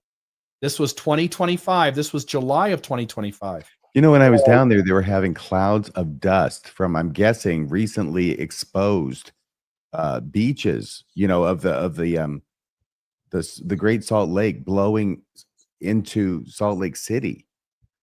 And I was inhaling like thousands of microscopic fossils or something. Yeah. To that point, the issue is not just that we're not going to have water at some point. By the way, I'll just note, it's not just a few dry years. It's a drought that's lasted 25 years and could stretch to mid-century or beyond. Experts warn that if the mega drought doesn't break soon, Colorado River lifelines and Utah's water future hang by a thread, one that can't be saved by a white horse. As you pointed out, I think it's in the next slide after this one, Utah has water problems. What if the mega drought lasts another 25 years? This is 2025 as well. This is August 9th. Washington Post.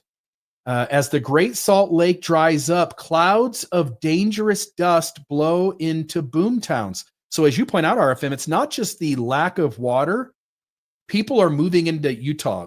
Cedar City has got houses being built everywhere. Southern Utah, Washington, St. George, Hurricane. The growth there is among the top in the country in terms of new housing and apartments and condos and townhouses being built.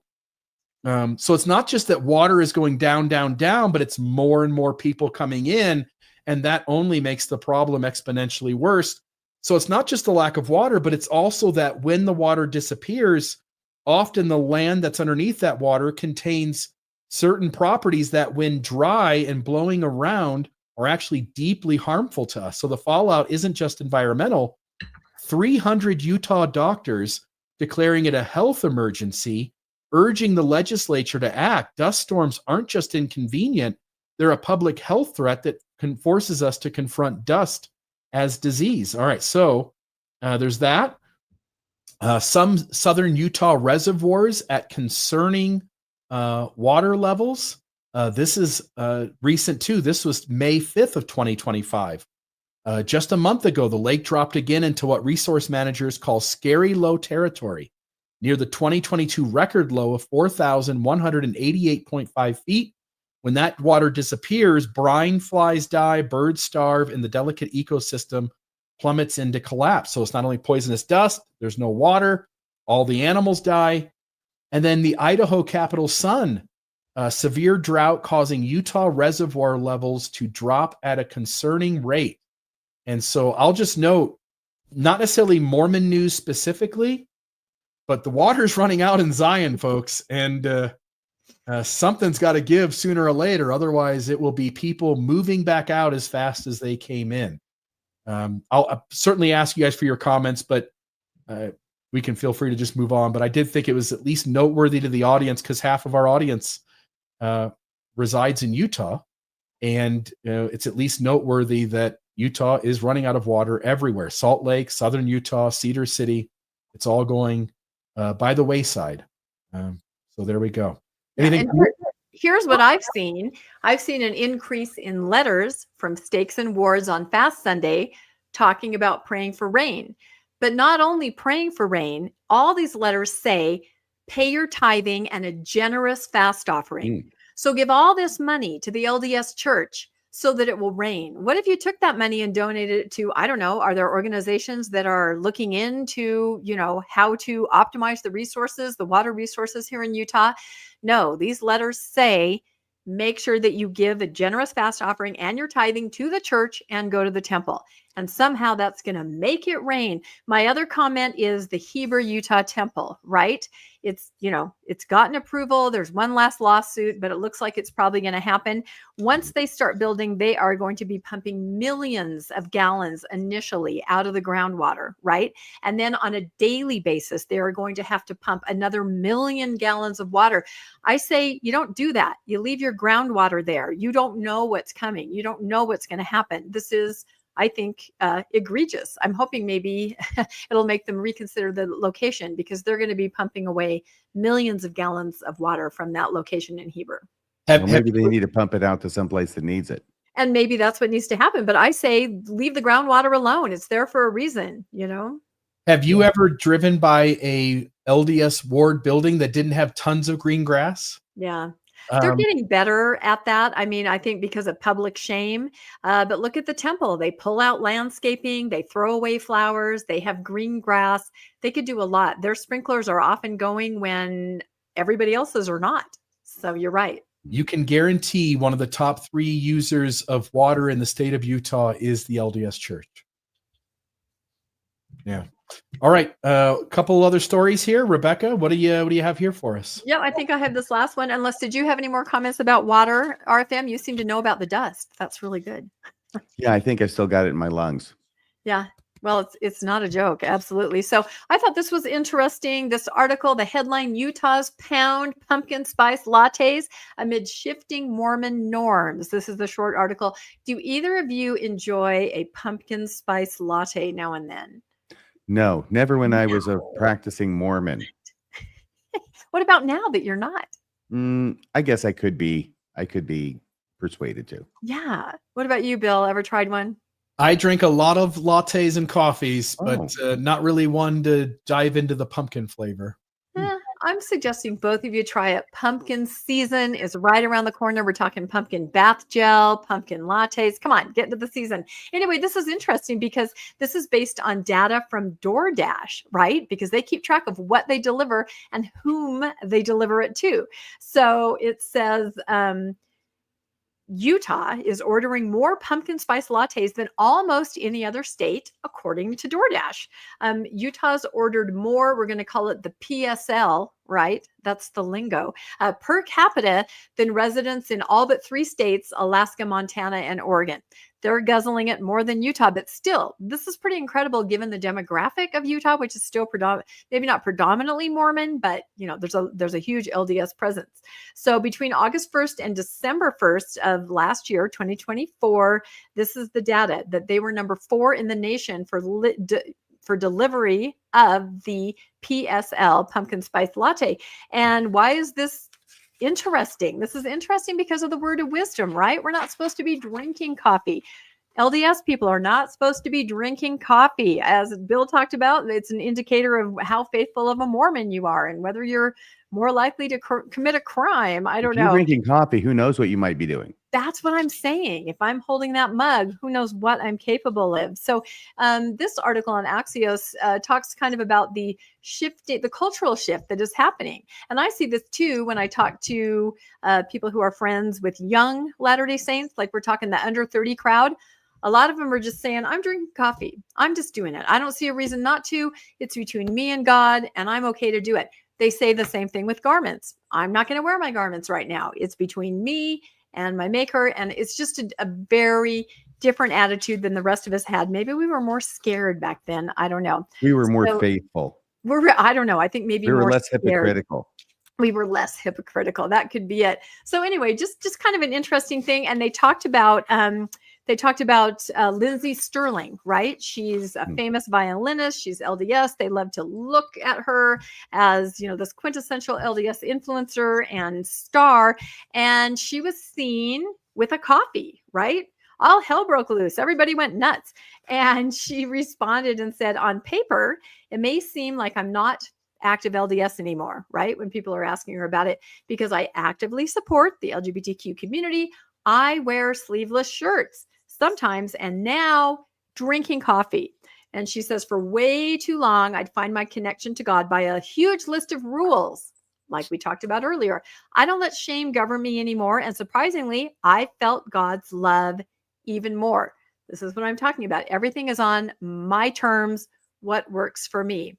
So I don't know if they'll ever get the message and sort of change the word of wisdom. I mean, we all know how that's dicey anyway. But I believe a lot of especially younger LDS people are just saying, you know what, I'm just going to live it on my terms. So anyway, pumpkin spice latte, any thoughts? And then I think we're done. No, I'm really disappointed in Lindsay. Oh. It does seem like from a LDS perspective, it's the slow path of apostasy. Yes. She became an LGBTQ ally. Then she started wearing sleeveless shirts. Of course, now she can continue to wear the garment with those.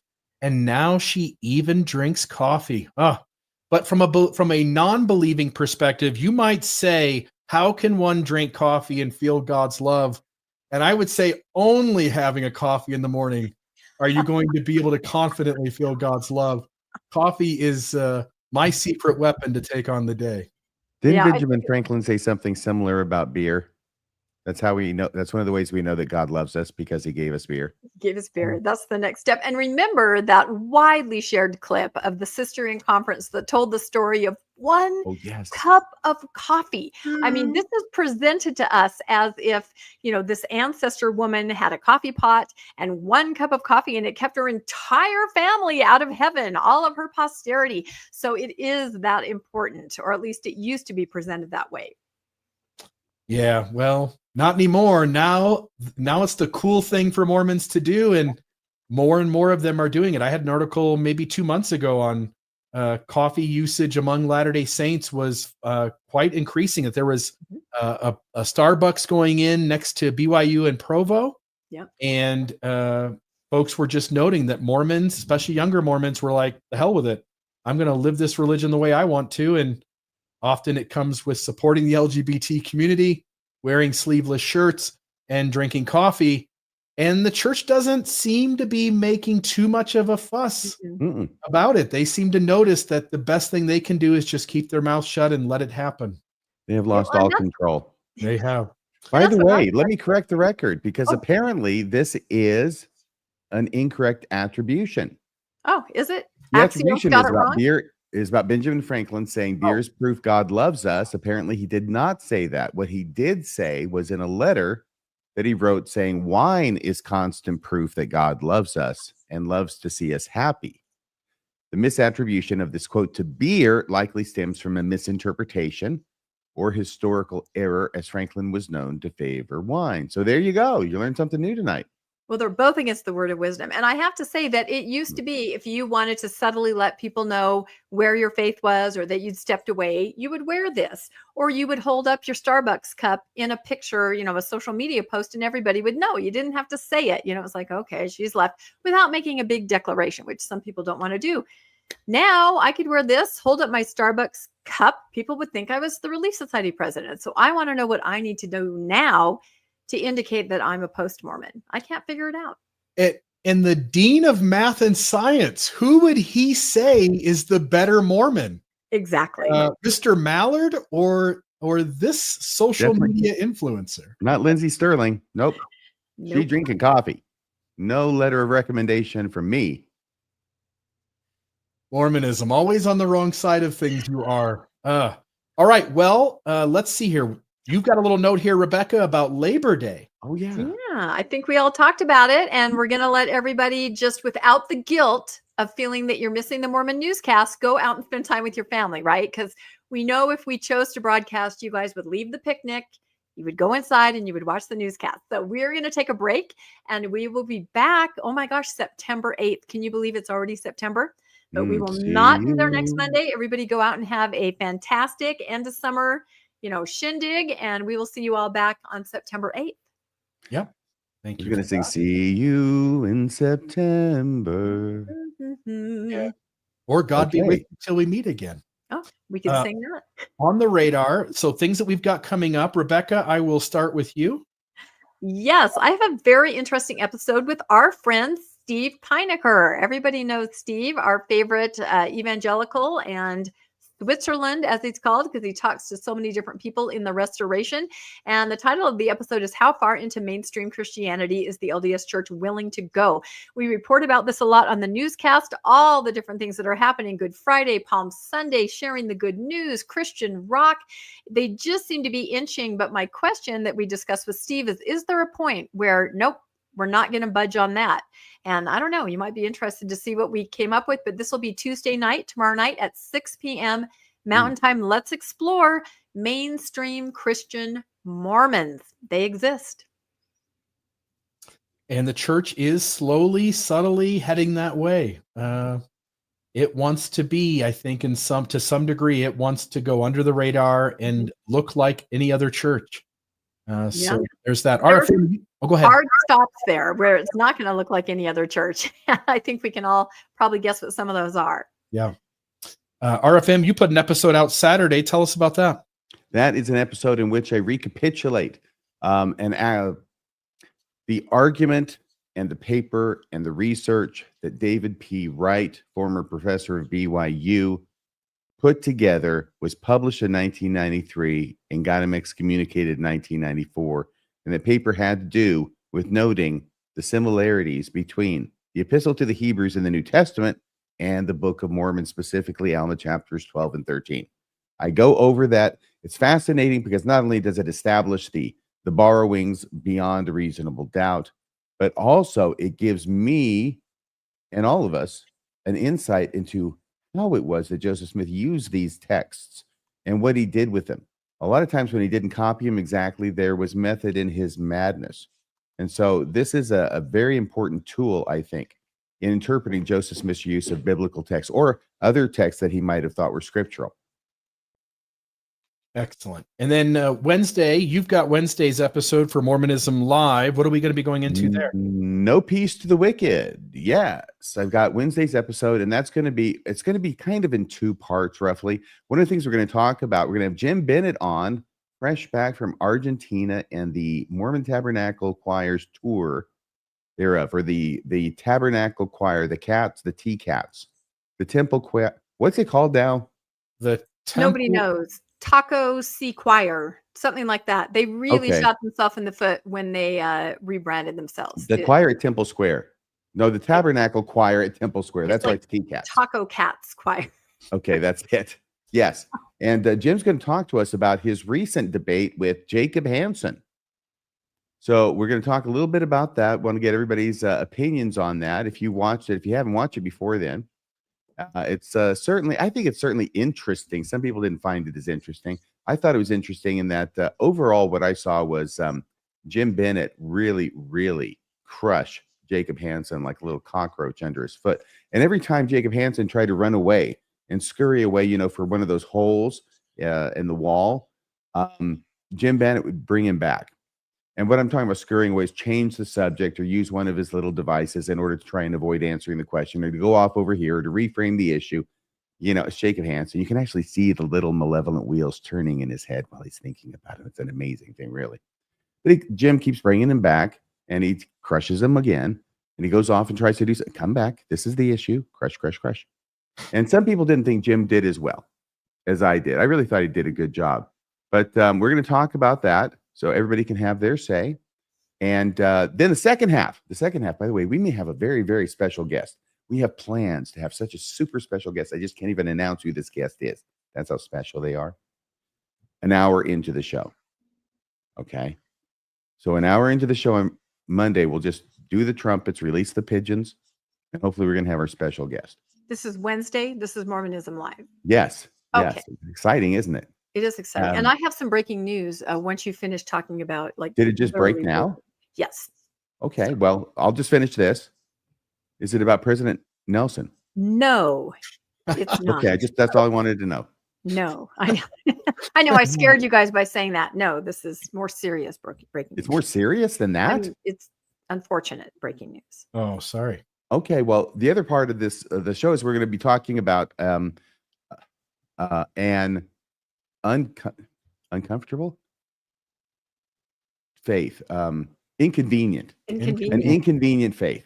That's serious. Trouble. It's an inconvenient truth. It's riffing off that. An inconvenient faith, which is 9 parts, has just dropped on YouTube. Apparently, it was filmed around 5 to 6 years ago. Bill Reel's in it. John DeLyn's in it. Jim Bennett's in it. And he'll be here, and we'll be talking with him about it as well. And also you, and I think we're going to get Colby involved. We're just going to have everybody in here. Rebecca, you're welcome to join us too if you're not doing anything on Wednesday night to talk about it. It's going to be a lot of fun. It's going to be a lot of fun. And there may be some sparks flying. And once again, there's going to be that special, hopefully at the hour mark. Now, Rebecca, what is this horrible news that just broke? Well, and you've been clipping things from that series and kind of putting them out, little sound bites, which have been really interesting. The nuggets that you gather from the episodes. I've got about 9 of those. And so we'll be playing those and commenting on them, because the thing is that you got people who are members of the church, who are the apologists. You got Patrick Mason. You've got Jim Bennett. You got people who are trying to put the church in the best light they can on 9, difficult issues. And then you've got the people who are on the other side of that, maybe the post-Mormon side, and trying to talk about the other side of the issue, which isn't the way the church is representing it, right? The thing is that everybody's very nice. Nobody's yelling. Nobody's doing any names or anything like that. and that's refreshing. But the problem is that this is what inevitably happens, is that the church, when it's put in a position where it has its own advocates and has other people talking from the other side, in other words, the other side gets a place at the table, the church inevitably looks bad. And not only does it look bad, the people who are advocating for it, when you see it in light of what the other people are saying, which is the truth, they really don't win the argument. And I know some people were thinking and are thinking, have the opinion this was very pro LDS. It was slanted that way. And other people are looking at it the other way. I think it's just that when the church has a chance to represent itself in a way that actually acknowledges the problematic history, it really, really doesn't come across to the regular person as anything that a normal person would believe. The excuses. I think you know what I mean. And we'll talk more about that on Wednesday. Rebecca? Wow.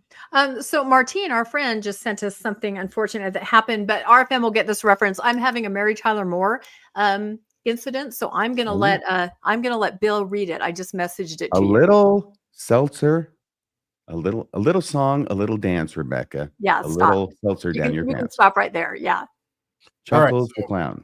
you can stop right there. You'll get it when you see. So I've got it here. Senior LDS missionary dies in lawn mowing accident. A senior missionary of the Church of Jesus Christ of Latter-day Saints has passed away in a lawn mowing accident in Missouri, according to church officials. Was his wife driving?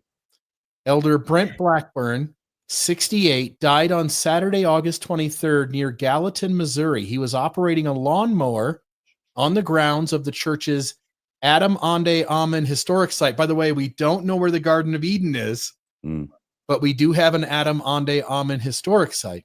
He was riding the mower on a side hill when it overturned, according to the church. Elder Blackburn, that didn't go well.